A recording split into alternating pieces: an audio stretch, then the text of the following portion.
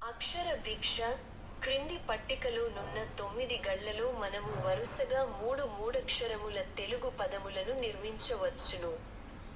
కాగా ఆ 3 పదముల చివరి 2 అక్షరములను మాత్రమే పట్టికలో ఇచ్చి మొదటి అక్షరమును ఖాళీగా ఉంచుట జరిగినది. ఖాళీలలో ఉండవలసిన ఆ మొదటి అక్షరములేమిటో పట్టికకు ఇరువైపులా ఉన్న తెలుగు మరియు ఇంగ్లీష్ పదముల ఆధారముల ద్వారా కనుగొని 2 నిముషములలోగా పూరించండి. ఒకవేళ 2 నిముషములలోగా మీరు పూరించలేని ఎడల అటుపై మేము పూరించి సమస్యను పరిష్కరించగలము.